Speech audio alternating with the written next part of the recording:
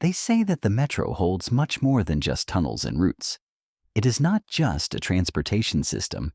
It is a complex, confusing labyrinth of forgotten branches, unfinished passages, and permanently closed doors leading nowhere. But what I am about to tell you has nothing to do with abandoned platforms or old Cold War bunkers. This story began with a single letter, a strange email that arrived in our work inbox on the morning of March 18th. It had no subject line, no sender's name, not even any text, just a single attachment with a name that sent shivers down our spines. Do not open at night, MP3. At first, we decided it was just another prank, some nonsense from yet another internet mystic.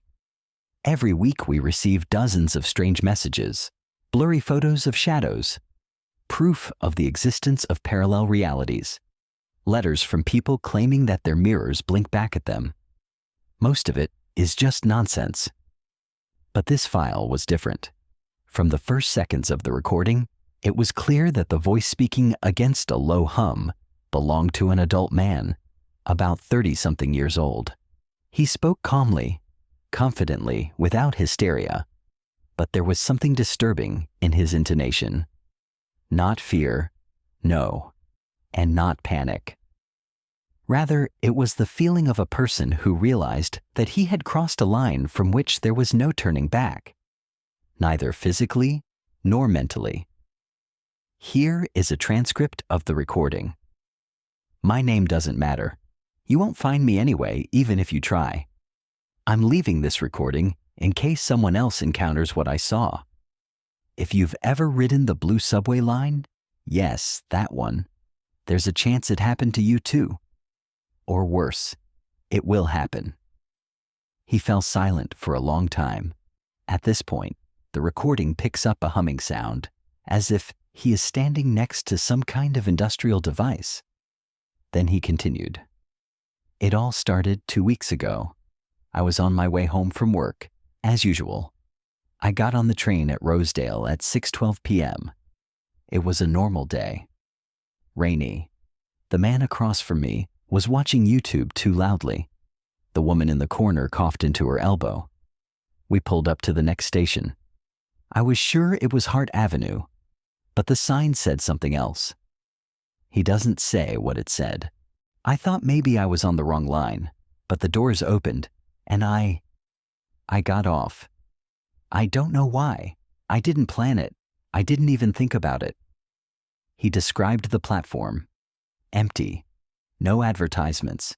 No people. No surveillance cameras. A dim light flickering. Bare concrete walls. Damp as if someone had recently splashed water on them. And the air.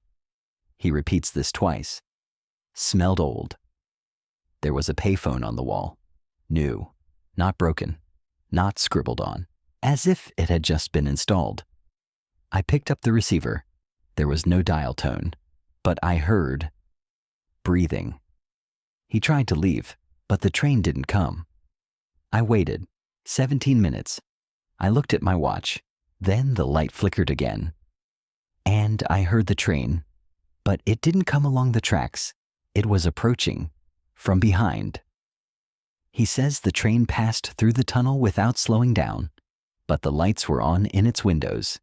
And there were no people in those windows, only faces, frozen, motionless, as if masks hanging in the air. I don't remember how I got home.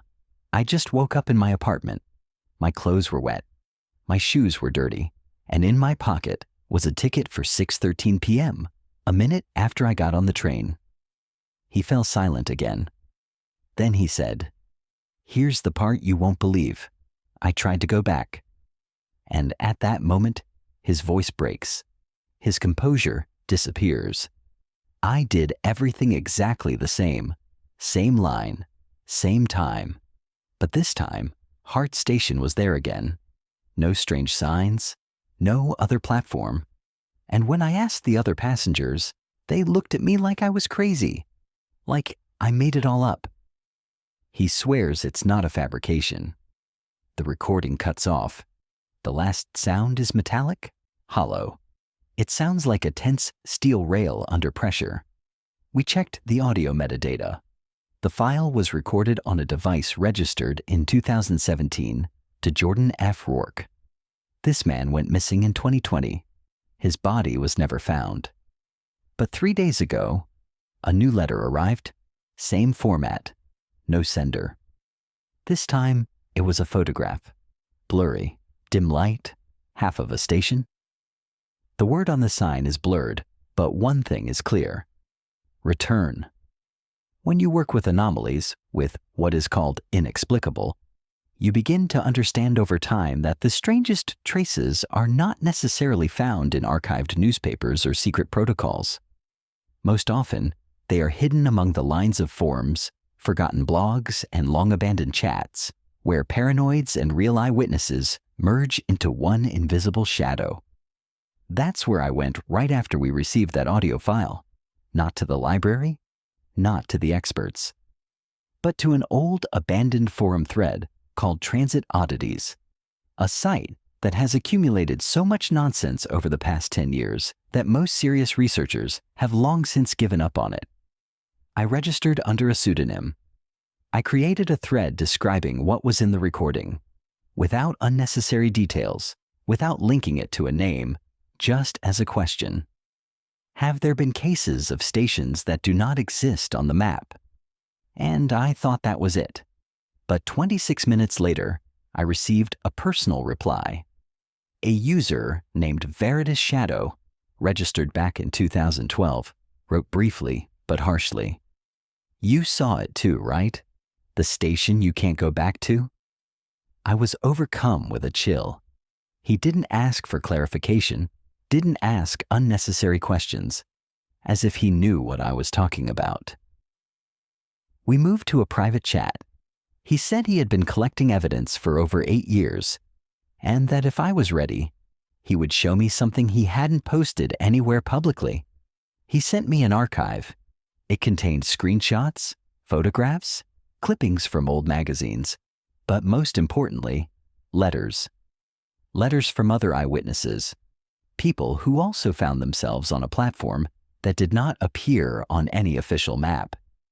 Everyone's stories differed in details, but they coincided in the main points: the train, the platform, the unexpected exit, and most importantly, the inability to find the station again. One person claimed to have found a phone number on the wall of the tunnel and dialed it later from home. And on the other end of the line, someone whispered, "You're already here. Just look around." Another described how, on the train, after returning, the passengers sat with their eyes closed and did not move until he got off. When he tried to take a picture of them, the image on his phone was blank. Only seats and an empty car. And almost everyone had the same symptom afterwards: time glitches. The alarm clock rings earlier than it should. Electronic clocks are 8 seconds fast every day. Reflections in the mirror lag half a second behind. I began to suspect that we were dealing with more than just a hoax. Not a legend, not a hallucination, but something that concerns the very structure of the perception of reality. Veritas Shadow said he had the coordinates, more precisely, a range of coordinates. He claimed that a certain point in the subway system, recorded in emergency documentation from 1987, was in an information shadow. These places technically exist, but are not indexed, as if the map of reality itself had temporarily lost sight of them. He sent a scan, a piece of an old diagram where there was a discrepancy between two stations. The distance between them was 4.8 kilometers, but the train covers it in 2 minutes. Even at high speed, this is physically impossible. On this section, he claimed, that station shows up. Not every time, not for everyone, but if it appears, you will recognize it by the light, by the sound, by the air pressure which seems to be pressing not from the outside, but from inside your skull. And also, he sent a picture. It was very blurry, as if taken in a hurry. On the platform was a person standing with their back to the camera, but his shadow pointed in the opposite direction. And under the photo was a caption, "If you see yourself, don't come closer." That was the end of our contact. The Veritas Shadow account disappeared from the forum. All his messages were deleted. The profile was completely wiped clean, as if it had never existed. An hour later, I received a new email. The attached file was named Station Map. It was a regular subway map, but one line, thin and almost invisible, led away from the central branch. And at the end, there was a barely discernible caption, "Null return." When you stare into the void between stations for a long time, especially in places where the tunnels go too deep or bend strangely, you begin to feel that someone else is looking at you too. Not with eyes, not with a mind, but with something ancient, something that has no form or name.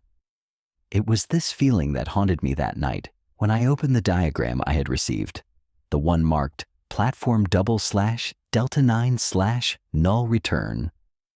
I was sitting in my apartment at my computer with the camera taped over and the lights off. I listened to the old hard drive overheating under the weight of undisclosed files. And I felt something changing, as if even the air had become denser, more viscous, as if I were breathing not air, but time. I traced the diagram with my finger, starting with the usual official branch, until I reached that thin, almost phantom line. It led down sideways to a station that is not on any city map. And then I did what I shouldn't have done. I loaded the diagram into a navigation app, one of those used by transport analysts. I entered the coordinates indicated on the old map. And something happened. The screen flashed as if the system had received unauthorized access.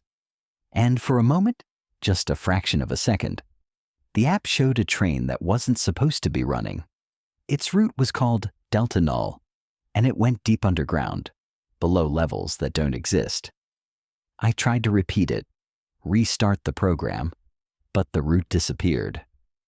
Only once did the system acknowledge its existence, and it seems that at that moment, someone noticed it.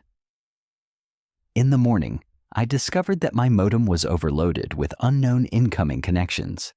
At first, I thought it was botnets or just a glitch, but when I checked the IP addresses, it turned out that half of them were unrecognized nodes registered outside the standard system. No geolocation, no owner. It was as if the signals were coming not from Earth, but from a place where the map no longer worked. From that moment on, everything started to fall apart. My phone began to behave strangely, first with navigation glitches, then sudden calls from unknown numbers. One of these calls lasted only 3 seconds. I only had time to hear a noise like the echo of a tunnel and someone's voice. "You're getting closer. Don't try to turn back."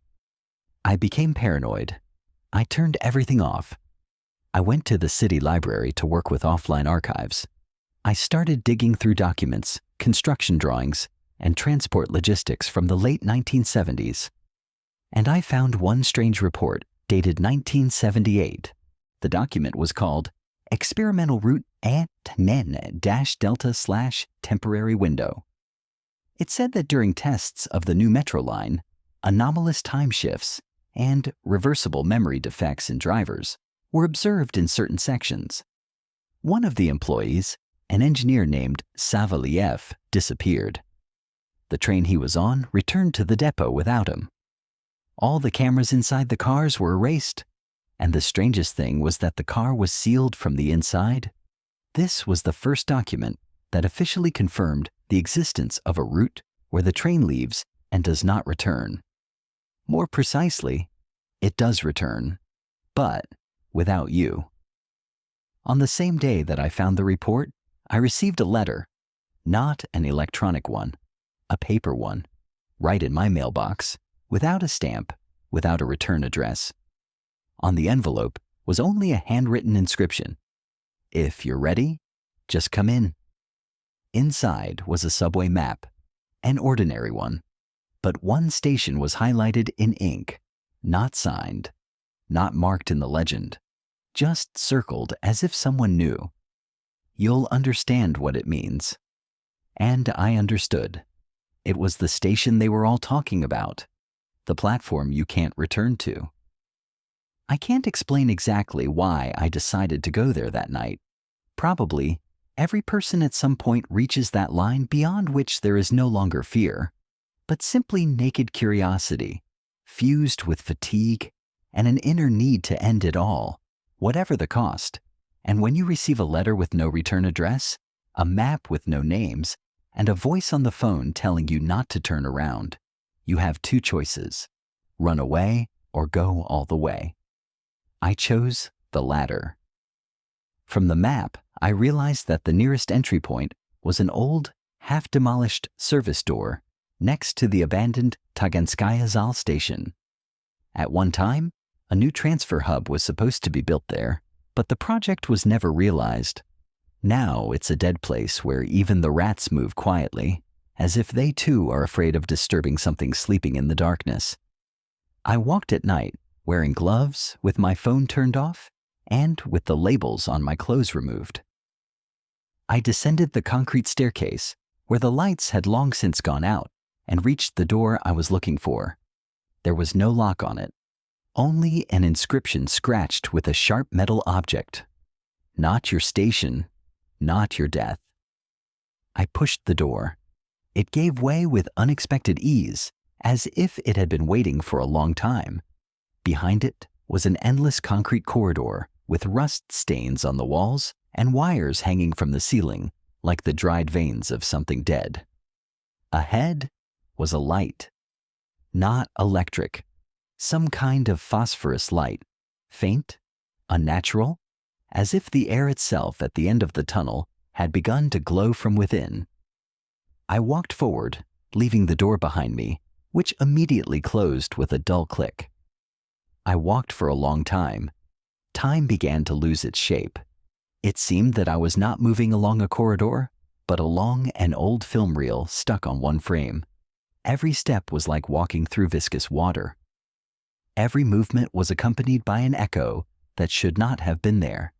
And then I came out into a spacious hall, a platform, the very one, a station with no name, no maps, no future.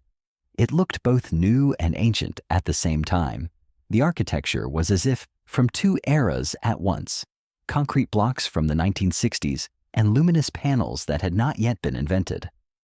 On the floor was an old yellow line, half worn away but still visible, and behind it, rails leading into the pitch-black darkness.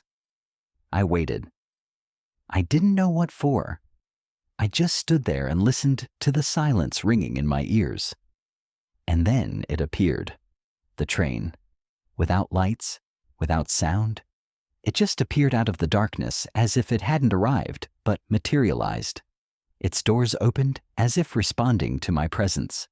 I felt no fear, only cold, very deep, not physical, as if something inside me had begun to slowly freeze. I went inside. I sat down by the window. It was black, mirror-like, as if the train was not traveling outward, but inward, into itself. And then I realized it wasn't taking me anywhere.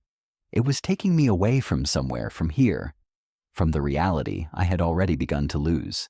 When the doors closed, I felt movement for the first time, very slow, as if the train was sliding down an invisible inclined track, deeper and deeper, further and further away from the familiar world, and outside the station, they began to disappear. I saw them as if through a dream. Fragments, faces, events that had happened to me once. They didn't disappear. They were forgotten. Not by me, but by everyone else. A platform you can't return to is not a place. It's a moment.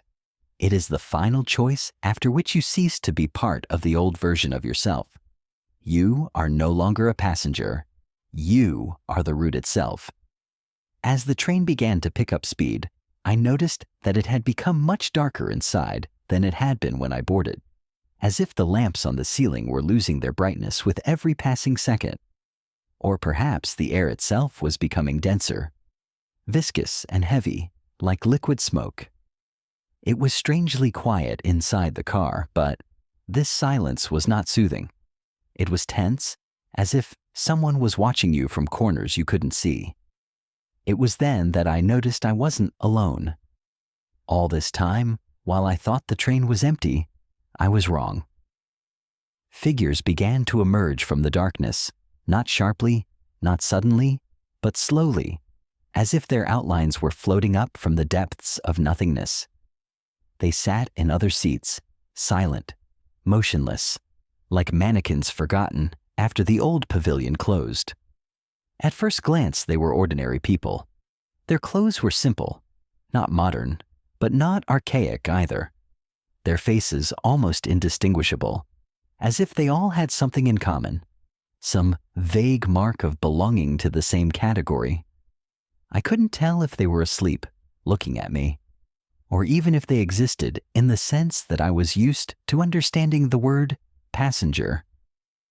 Some of them were sitting in positions that didn't look comfortable, with their heads tilted back, their hands twisted, as if their bodies had forgotten how they were supposed to be arranged. And yet, they were alive. I felt it as clearly as you feel someone's gaze on your back at night, even if no one says anything. Sometimes, someone would slowly turn their head, as if they heard a sound in me that was imperceptible to the others. I didn't try to talk to them. Instinct told me that any word spoken here would carry much more weight than in the normal world. An image suddenly appeared on the wall opposite me. Not a screen, not a projection, but rather an imprint of a memory frozen in motion. I saw myself, but not in a mirror, in the past, sitting in my room, at my computer, looking at the monitor. I recognized the night when I first heard about this station. The image was blurry, but it was undoubtedly mine. I didn't remember anyone watching me at that moment, but as it turned out, someone had seen much more than I could have imagined all this time. I turned around, and one of the passengers was now sitting closer. He hadn't been there before. Now he was. A man, in a long coat. His face was hidden in shadow, but he gave off a chill, not physical, but conceptual, as if his presence made the air dense and immobile. He didn't speak. He just stared. And I realized he had been here for a long time. Maybe he had never left. Maybe he was part of this route. And then I noticed something else. Every passenger in the car was connected to me in some way, not personally, but through the stories I had read, the dreams I had seen, the shadows that flashed on the periphery of my consciousness. It was as if this train was not carrying people, but fragments of all the possible versions of myself, all the versions I had avoided, all the decisions I had not made, all the words I had never said. It was not a journey. It was a gathering, a collection, a slow ritualistic montage of alternative destinies that could once have been mine, but now rode alongside me, silently, patiently, as the train continued its journey into the depths. And suddenly, I understood why no one ever returns, because this place never forgets. And once you've been here, you remain part of the route forever, even if you're not on the passenger list. I knew that going back there was madness in itself, but remaining in ignorance became worse than stepping back into the shadows. I didn't go straight to the station. Too many people had disappeared that way, leaving behind only frightening coincidences and empty signals. Instead, I opened the old hard drive that Clara had left in the office without saying a word about its existence. It was hidden in a metal box, far away from servers and cameras, as if she herself knew that someone was watching it. Inside were hundreds of files, tables, coordinates, route descriptions, strange diagrams, timestamps, even drawings of tunnels that were not in the official archives. But the main thing was that everything converged on one point, one place, marked in her notes as the last anchor. An old transfer station closed in the 1980s, whose name I had never heard before, Wendell Junction. It didn't appear on any modern list, map, or digital record, but Clara found it in paper drawings of old tunnels. On her map, this junction looked like the center of a web, an intersection of lines that no longer exist today. She circled the name in red pen and underlined one phrase 3 times. Everything always starts at the junction. I didn't know where she got that from. It didn't seem like a guess, more like someone's confession. Maybe she talked to someone who survived, or someone who was no longer themselves. I chose the date, September 4th, the time, 1:17 a.m., and the only entrance that, according to her diagrams, could still be opened, a rusty service door under Carlo Street. I took a camera, a voice recorder, a flashlight, and a letter addressed to Clara with me. Even if I didn't come back, it had to get to her. I descended the stairs, the steps creaking under my feet, the walls breathing warm air that smelled like wet dust after a thunderstorm. On the 3rd level, I passed broken signals and hanging cables until I saw something that shouldn't have been real. A platform. Not what I expected. It was wider than modern stations, bare, without signs, with a smooth concrete floor and a green light pulsing in time with something I couldn't hear. It wasn't the light from lamps, but as if the light from memory, from something that remembers itself. I stood at the very edge, feeling the air pulling me back, as if the space around me was contracting. And then the train appeared. It made no sound, only pressure, as if time around me had shifted, like a record spinning in a circle. It looked old, covered in black steel, with no logos, no numbers, with windows that reflected nothing but a dull inner fog. The doors opened, not abruptly, but slowly, as if inviting, but promising nothing. There was no one inside, but I knew I was not alone. I didn't see a figure. I didn't hear a voice, but I felt that something was waiting for me inside, hiding in a place where the light didn't reach. It was something that only moved when you blinked. I went inside, and that's where my memory ends. The camera recording is lost. The sound from the voice recorder is distorted, as if the signal was drowned out. I don't know what happened in the next 30 minutes. I only remember the smell, sterile and damp, a mixture of hospital corridor and fresh earth. When I woke up, I was at home. Everything looked as if I had never been there, except for one thing. The letter for Clara was not on my desk, and 4 letters were carved into the inside of my arm, not deeply, but deliberately. R-E-T-N. I hesitated to return to the station for a long time because I knew that ever since I had boarded that train, the line between me and something else had begun to blur. At first, I tried to convince myself that it was a dream or trauma, that the train was a hallucination caused by stress or the chemistry of the old tunnel. But every night when I fell asleep, I found myself inside the carriage, in the same fog, with the same feeling of heaviness, where everything that moved had no face. I realized that this was not a memory or a nightmare. It was a continuation into which I fell again and again, like an endless route. Every night, the train went further, beyond what I could imagine, and with each new stop, it became clear.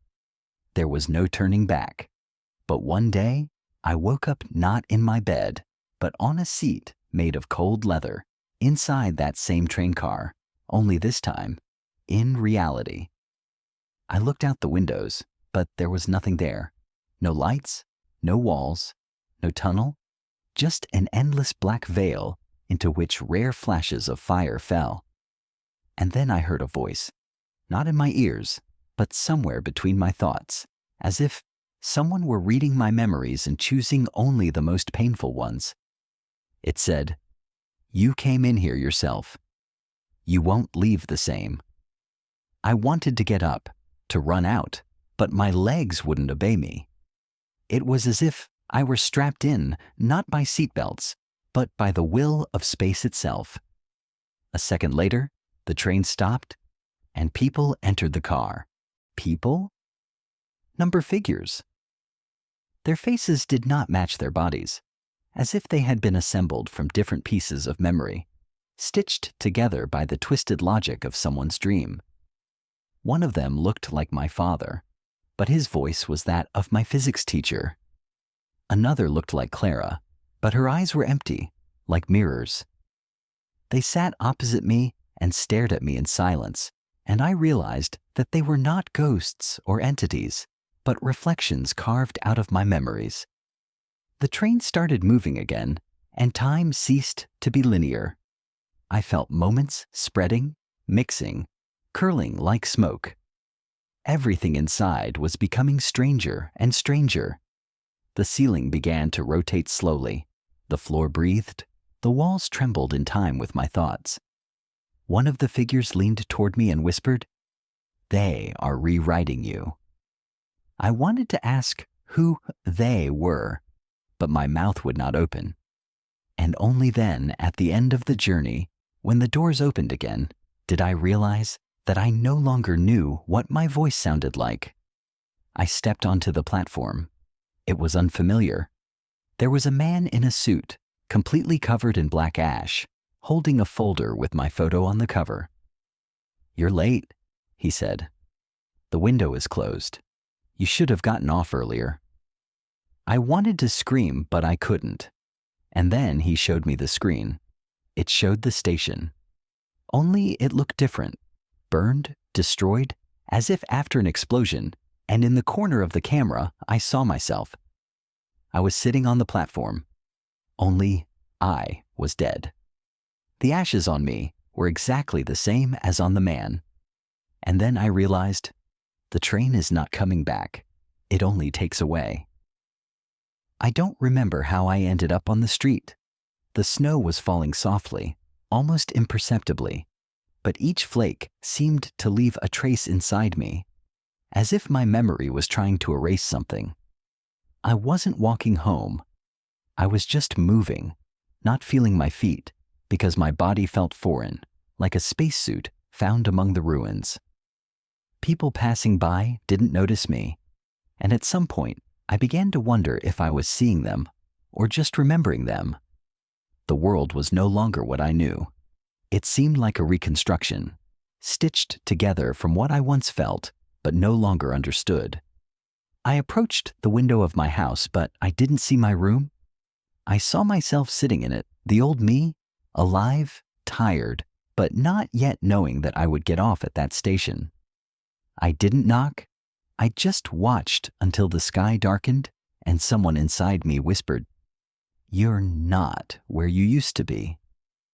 I started looking for others, those who were also on that train, on that platform at that time. And as it turned out, I was not alone.